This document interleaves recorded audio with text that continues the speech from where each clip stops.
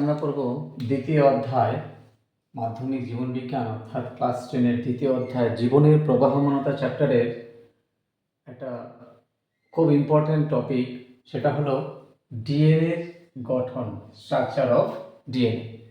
চলো তাহলে শুরু করা যাক। ডিএনএ দ্বিতন্ত্রী স্ট্রাকচার, যেটা আমরা আজকে শিখব, দ্বিতন্ত্রী নকশা বলা হয়। দুজন বিজ্ঞানী মিলে আবিষ্কার করেন, তাদের নাম কি? ওয়াটসন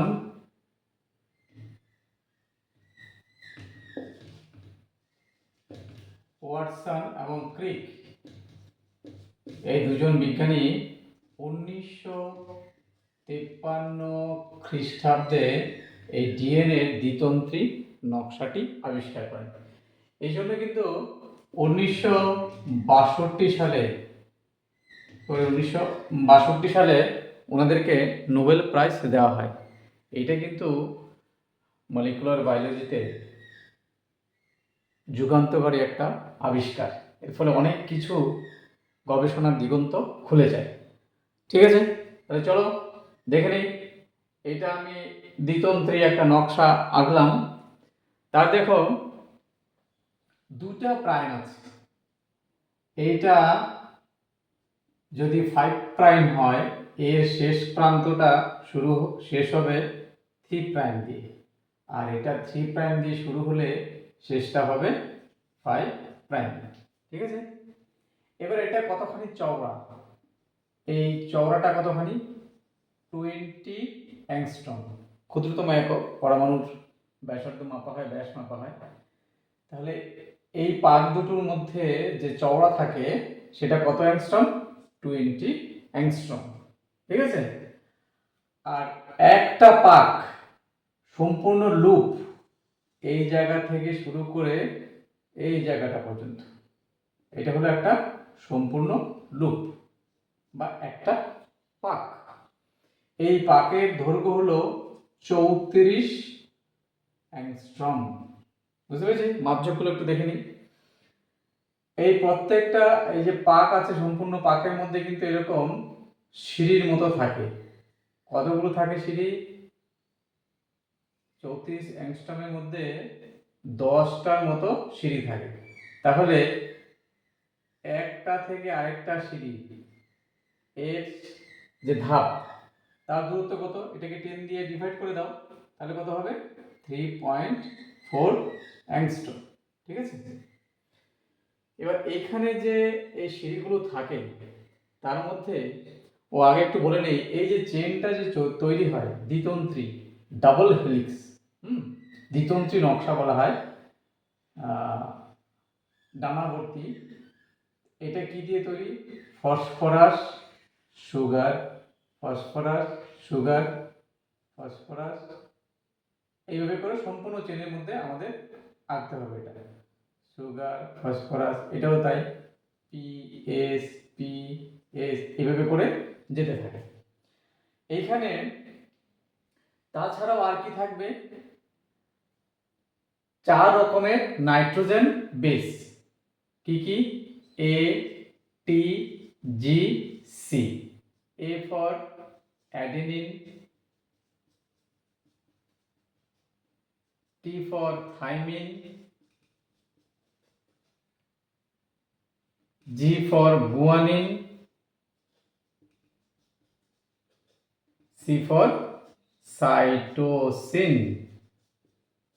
ঠিক আছে, তাহলে এগুলো কিন্তু সাজানো থাকবে পরপর, এই চেনটার মধ্যে থাকবে। এইখানে যদি এ থাকে তাহলে তার অপোজিট চেনের মধ্যে থাকবে টি, মানে এ সবসময় টি এর সাথে যুক্ত হবে, এবং এখানে যুক্ত হওয়াটা একটা ডাবল হাইড্রোজেন বন্ধনী দিয়ে যুক্ত থাকে। দুটো হাইড্রোজেন বন্ধনী দিয়ে অ্যাডিনিন থাইমিনের সাথে যুক্ত থাকে।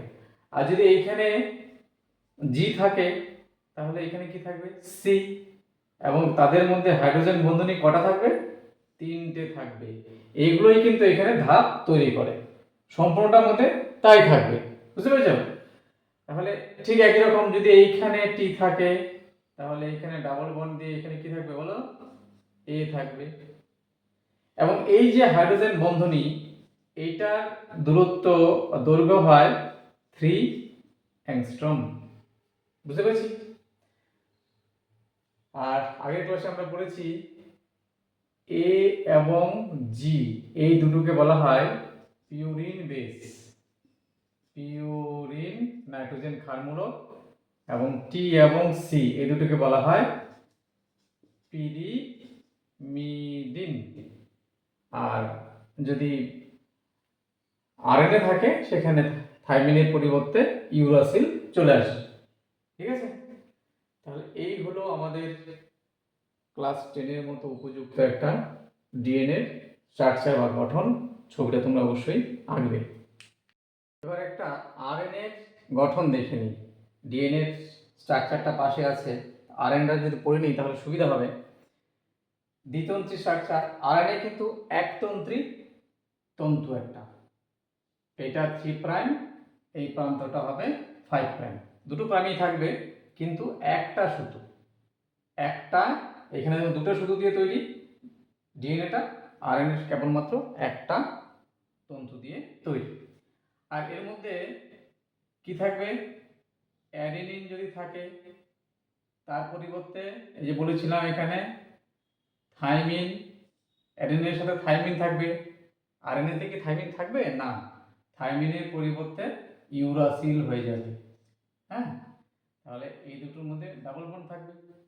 অ্যাডেনিনে থাইমিনের পরিবর্তে আরএনএতে থাইমিনের পরিবর্তে থাকবে কি? ইউরাসিল। আর এখানে গুয়ানিন ট্রিপল বন্ড দিয়ে সাইটোসিন থাকবে। প্রত্যেকটা জায়গায় এরকম বন্ড থাকবে। ইউরাসিল যদি থাকে, এইখানে অ্যাডিনিন, এইখানে গুয়ানিন, তার মানে এখানে যদি অ্যাডিনিন থাকে ডাবল বন্ড দিয়ে এখানে ইউরাসিল, গুয়ানিন থাকলে ট্রিপল বন্ড দিয়ে সাইটোসিন। তাহলে আরএনএ কিন্তু মূলত প্রোটিন সংশ্লেষের সাথে যুক্ত। পরের ক্লাসে আমরা বিভিন্ন ধরনের আরএনএর নাম পড়ব। আর ডিএনএ যেটা পড়েছিলাম আগে সেটা হলো বংশগতির ধারক ও বাহক হিসাবে কাজ করে। বুঝতে পেরেছি? মানে একটা ক্রোমোজোমের মধ্যে 90 থেকে 99% কিন্তু ডিএনএ থাকে, আরএনএর পরিমাণ অনেকটাই কম। তাহলে ডিএনএ এবং আরএনএ পার্থক্যটাও আমরা জেনে গেলাম আজকে। খুব ইম্পর্টেন্ট কিন্তু। ঠিক আছে? ভিডিওটা ভালো লাগলে অবশ্যই বন্ধুদের মধ্যে শেয়ার করবে। আর যারা নতুন আছো তারা আমার চ্যানেলটা সাবস্ক্রাইব করে দিও। Tata, bye bye.